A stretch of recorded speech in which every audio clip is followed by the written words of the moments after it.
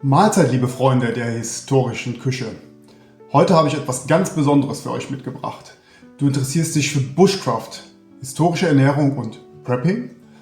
Dann wird dir sicherlich das Wort Pemmican noch nicht entgangen sein. Pemmican war das Superfood der Ureinwohner Nordamerikas. Und wenn du wissen möchtest, wie dieses Superfood hergestellt wird, dann habe ich heute für dich ein einfaches Rezept mitgebracht, bei der wir uns das gemeinsam angucken und dann auch probieren werden. Also bleibt dran! Pemmican wurde seit Jahrhunderten von den alten nordamerikanischen Stämmen genutzt, zum Beispiel der Cree. Und der Hintergrund war, dass man damals auf der Jagd, wenn man unterwegs war, kein Essen mitnehmen konnte, denn das wurde schlecht. Also musste man sich überlegen, wie kann ich Nahrung haltbar machen? Und da ist man auf die geniale Idee gekommen, einfach ein Low Carb, High Fat und sehr proteinreiches Nahrungsmittel herzustellen, was eine sehr, sehr hohe Energiedichte hat. Und so hat man getrocknetes Fleisch genommen, hat das mit Fett angereichert und mit Beeren und Salz verfeinert und hat das mitgenommen, wenn man auf der Jagd war oder, ich sag mal, längere Reisen vor sich hatte. Ab dem 17. Jahrhundert wurde es dann von europäischen Pelzhändlern als Rezept übernommen und über die Northwest Company tonnenweise produziert, um sie bei Expeditionen mit auf Reisen zu nehmen. Denn dort bestand genau das gleiche Problem. Wenn ich unterwegs bin, brauche ich sehr energiereiche Nahrung, denn alles andere würde ja viel Gewicht bedeuten, was ich mitnehme. Und ich brauche sehr haltbare Nahrung. Und da hat man sich überlegt, warum nicht auf Gutes zurückgreifen? Und da kam das Pemmican gerade recht. Aus was besteht Pemmican denn jetzt? Eigentlich nur aus 3 einfachen Zutaten. Das ist einmal ein sehr mageres Fleisch, das konnte zum Beispiel Bison sein, später war es auch Wild, vielleicht Reh oder Hirsch oder Bisonfleisch. Und dazu wurde dann ein tierisches Fett genutzt, zum Beispiel ein Rindertalg, und man hat es verfeinert mit getrockneten Beeren. Also es konnten Preiselbeeren sein oder vielleicht ein paar Heidelbeeren. Das war aber optional und diente hauptsächlich den Geschmack. Denn wenn man es genau nimmt, die Beeren erhöhen wieder das Volumen und machen die Energiedichte etwas kleiner. Aber nichtsdestotrotz, es muss ja auch irgendwie munden. Und wenn ich tagelang irgendwie so ein Survival Food essen muss, dann möchte ich das ja auch irgendwann nochmal runterbekommen. Dann hat man es verpackt. Also wir werden es heute in Wachspapier verpacken. Man kann es sicherlich oder auch in Einmachgläser bringen, dass es luftdicht verpackt wird, oder man kann es vakuumieren. Das war sicherlich damals nicht so die gängige Technik, die man angewendet hat. Und dann ist es sehr, sehr lange haltbar. Und gerade wenn man es luftdicht verpackt, munkelt man, dass es über 10 Jahre haltbar ist. Ich würde mich jetzt da nicht drauf verlassen und ich kann euch auch da gar keinen Rat geben. Also da müsst ihr selber schauen, wie lange ihr das verbrauchen werdet. Angeblich ist es auch 6 Monate haltbar, wenn es, ich sag mal, trotzdem noch der Luft irgendwo ausgeliefert wird, also irgendwo Sauerstoff drankommt. Aber dafür seid ihr selber verantwortlich. Also ich werde es lagern und werde mal schauen, wie lange es nutzbar ist und vielleicht nach ein paar Monaten nochmal rausholen und schauen, ob es immer noch gut ist, wenn es in dem Wachspapier eingewickelt war, und euch dann nochmal ein Fazit dazu geben, was so die Lagerfähigkeit angeht. Aber ich könnte mir gut vorstellen, wenn es in ein Einmachglas kommt, wenn es wirklich dann luftdicht verschlossen ist und wenn es vielleicht sogar vakuumiert ist, dass es wirklich mehrere Jahre haltbar ist. Denn aufgrund des hohen Fettanteils, das übrigens sehr sauber sein muss, das Fett, weil sonst verdirbt es sehr schnell, und des sehr getrockneten Fleisches, es darf kein Wasser drin sein, wird es sicherlich sehr lange auch haltbar sein. Und die Historie hat es bewiesen. So, und jetzt natürlich die Frage, wie kann man es am besten essen? Kann man Pemmican auch roh essen? Ja, traditionell wurde es tatsächlich roh gegessen. Man kann es natürlich auch im heißen Wasser als Brei oder als Suppe zubereiten. Das muss jeder für sich selber wissen. Wichtig ist halt, dass es bei der Herstellung heiß genug gemacht wird. Ich mache es im Backofen jetzt bei 70 Grad. Dass wirklich dort auch Erreger, die möglicherweise dann dort enthalten sind, dann wirklich abgetötet wurden. Das muss jeder selber schreiben. Man kann es sicherlich auch irgendwo in Suppe wieder neu aufkochen und vertesten, ob das lecker schmeckt. Also ich glaube, da gibt es ganz, ganz viele Möglichkeiten, wie man es dann nachher nutzen kann. Das bleibt dann jedem selber überlassen. Und dann ist sicherlich die Frage, welche Beeren sind sehr, sehr gut geeignet dazu zu tun. Und ich werde heute Preiselbeeren nutzen. Die sind sehr gut, da sie sehr konservierende Eigenschaften haben, aber sicherlich funktioniert auch Heidelbeeren, Sanddorn oder getrocknete Sauerkirschen. Das könnt ihr mal ausprobieren und in die Kommentare schreiben, ob ihr schon mal Pemmican mit anderen Beeren außer Preiselbeeren gemacht habt und ob das lecker war oder ob ihr das eher nicht empfehlen könnt. Und die Frage wird ja sein, wie es schmeckt. Das werden wir zum Schluss vertesten. Aber es wird sicherlich sehr mild sein, weil Fleisch ohne viel Gewürze hier einen recht milden Geschmack haben. Auch das Fett wird nicht sehr viel Geschmack mitbringen. Und ich bin mir ganz sicher, es wird kein Gourmet-Essen werden. Also es ist ein Survival-Food und man wird es essen können. Es wird fettig sein, ziemlich fettig, glaube ich, sogar sein. Deshalb gehe ich davon aus, es wird kein kulinarisches Erlebnis werden, aber dafür ist es ja auch nicht gedacht. Kommen wir zu den Zutaten des Pemmican. Und da sind wir relativ schnell fertig, denn das ist einmal 500 Gramm Rindfleisch, mageres Rindfleisch. Wie ihr seht, das ist recht einfaches Rindfleisch, aber da ich nicht weiß, wie das Pemmican nachher schmeckt, habe ich mich entschieden, auch nicht jetzt das teuerste Fleisch zu kaufen, sondern wir nehmen einfach mal ein Stück Rindfleisch. Dann 250 Gramm Rindertalg. Der ist schwer zu bekommen, habe ich festgestellt. Deshalb habe ich den bestellt. Heute in der Dose. Und noch 50 bis 100 Gramm getrocknete Beeren. Und da habe ich einfach ein paar getrocknete Preiselbeeren bestellt. Die werde ich aber noch mal mit in den Backofen packen, weil die wirken noch nicht richtig trocken. Und das würde das Pemmican tatsächlich relativ schnell schlecht machen. Die kommen mit in den Backofen, gleich wenn das Fleisch getrocknet wird.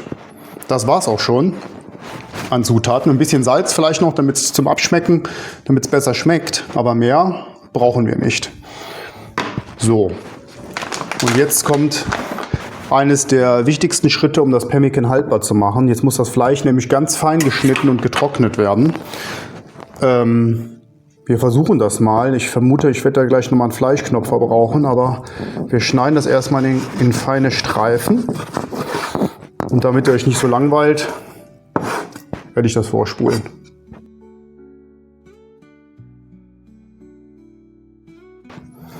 So, das Stück Fett, was hier drin ist, das schneide ich tatsächlich raus.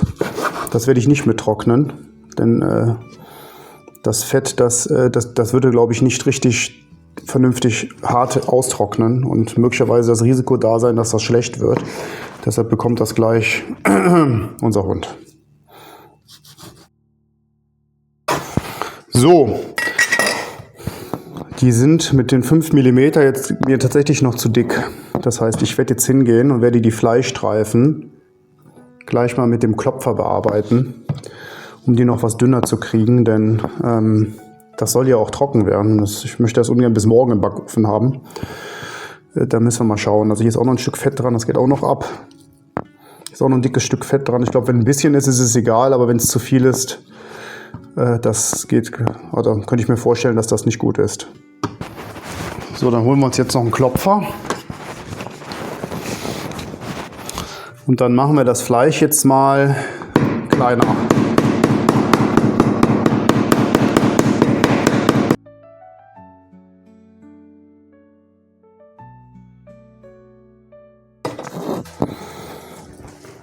So, das Fleisch ist jetzt noch mal klein und dünn geklopft. Ja, ich vermute mal, es hat jetzt 1-2 mm. Ihr könnt ja mal in die Kommentare schreiben, was ihr davon haltet.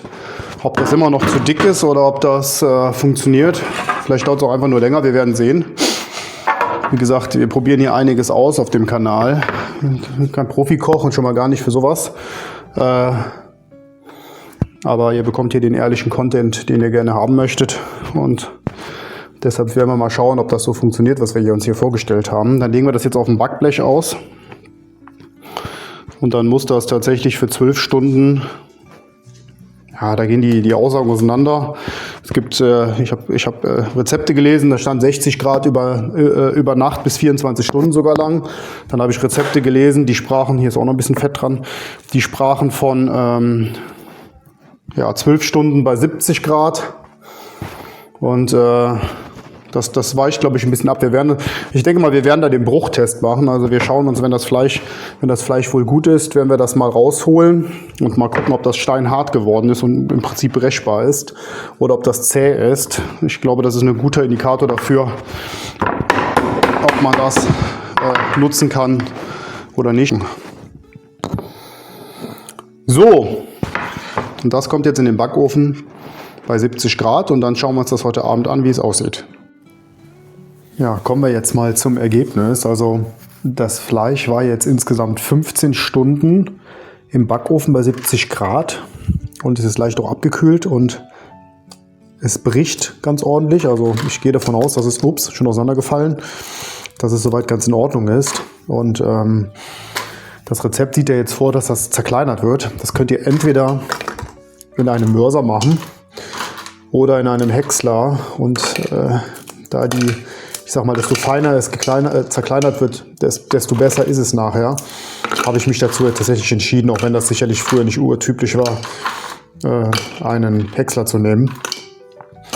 Ja, man möge es mir verzeihen, aber ich denke, das soll ja auch lange haltbar sein und man muss ja nicht immer nur auf altertümliche Methoden setzen, wenn es was Modernes gibt.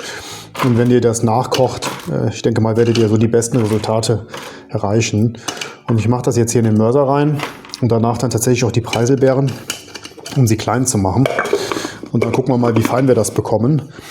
Und parallel werde ich das Fett schon mal erhitzen. Das kommt in einen Topf und muss geschmolzen werden, aber nicht braten. Denkt dran, nur erhitzen und schmelzen. Genau, und da habe ich hier die Dose. Und wie ihr seht, ist das sehr sauber, sehr reines Schmalz. Also keine Verunreinigung irgendwie drin. Also das sollte damit schon mal ganz gut funktionieren. Und dann muss ich mir noch überlegen, wie ich das nachher in Form bekomme. Ob ich da irgendeine kleine Kuchenbackform nehme oder ob ich das so forme. Ich weiß noch nicht, wie die Konsistenz wird. Das werden wir dann mal sehen. Aber das lassen wir jetzt erstmal schmelzen und dann fügen wir die Zutaten zusammen. Okay, dann kommt jetzt der Mixer. Wenn das zu laut wird, wie immer, mache ich es leise.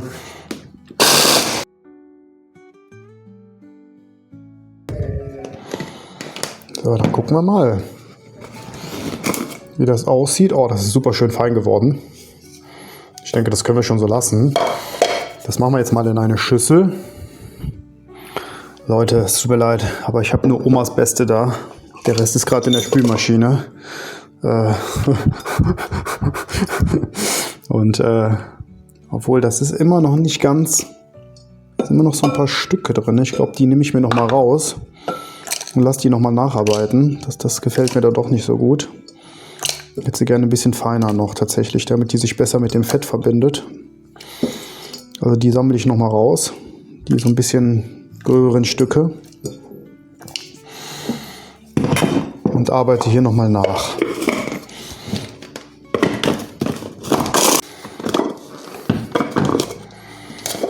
So.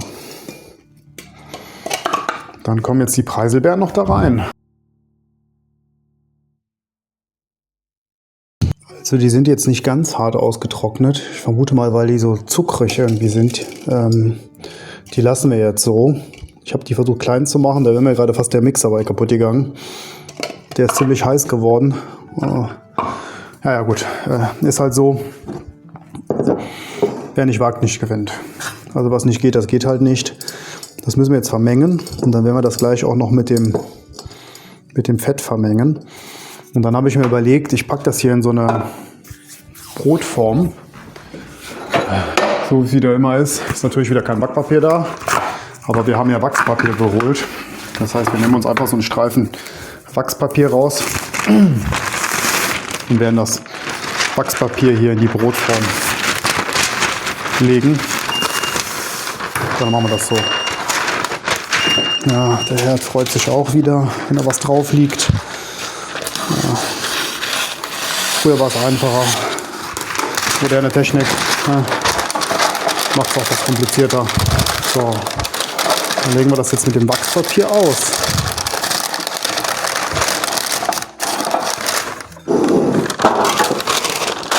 Das muss jetzt nicht hundertprozentig sein. Wir wollen es ja nachher nochmal angucken, wenn das aus der Kühlung kommt.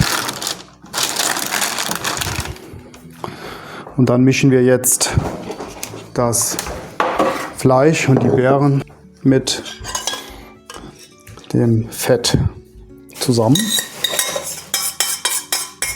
Ach so, bevor ich es vergesse, ich wollte noch ein bisschen Salz dran machen. Und noch ein bisschen Salz dran. Ich denke, das kommt ganz gut mit dem Fleisch und den süßen Beeren. Eine Prise Salz noch dran und dann füllen wir es um und gucken mal, wie es schmeckt, wenn es dann kalt geworden ist.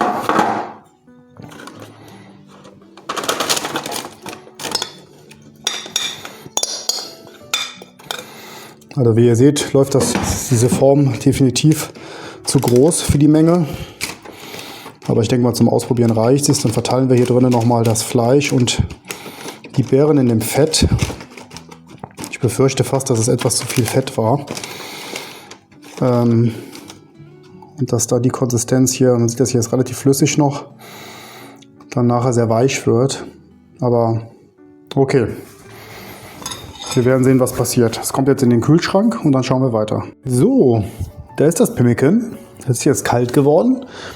Und ich habe tatsächlich, wie ich es im Kühlschrank stehen hatte, nochmal von oben drauf geguckt und da war schon festzustellen, dass da doch noch sehr viel Fett oben aufschwimmt. Das habe ich tatsächlich abgegossen. Das waren sicherlich so 30 Gramm. Denn wir wollen ja eine vernünftige Mischung haben. Also achtet darauf, dass das Verhältnis zwischen Fett und Zutaten passt. Vielleicht noch als Reminder, wenn ihr das Video ja gesehen habt. Ich habe am Anfang ja etwas Fleisch weggeschnitten, was sehr fettig war. Ich vermute mal, dass das die Menge war, die nachher dann hier gefehlt hat. Ja, so ist das halt. Schneiden wir es mal an. Jetzt mal hier vom Rand. Es ist sehr fettig, wie ihr seht. Ich hoffe, es ist schon komplett durchgekühlt. Er ist noch nicht komplett durchgekühlt. Aber das ist nicht schlimm. Zum Ausprobieren reicht das. Es kommt gleich nochmal in den Kühlschrank. Aber ich denke, wir können es dann gleich auch schon verkosten. Wir lassen es noch ein bisschen drin. Aber das ist die Realität. So kennt ihr das. Nichts geschönt. Also lasst es lange genug im Kühlschrank. Hier innen ist es tatsächlich noch ein bisschen weich. Das wird sicherlich noch besser. Ne?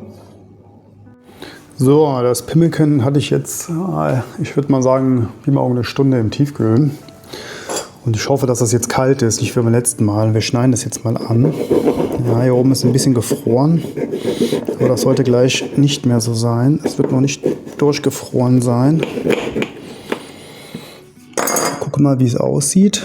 Ja. Also es ist ein richtig schönes Brett geworden. Gucken wir mal, ob wir ein schönes Foto gleich noch hinkriegen davon. Mal sehen. So, und dann werden wir jetzt auf jeden Fall mal in die Verkostung gehen. Kommen wir zur Verkostung des Pemmican. Und ihr habt ja gerade schon die Bilder gesehen, wie es aussieht, wenn es aus der Kühlung kommt. Ich habe zwar gerade das Mittag gegessen, ich bin trotzdem mal so mutig und werde es probieren. Und notfalls, morgen ist Sonntag, da bin ich bei meinem Bruder, dann nehme ich es mit. Also, wir probieren es mal. Ich nehme mal ein kleines Stück, weil das schon sehr, sehr fettig ist.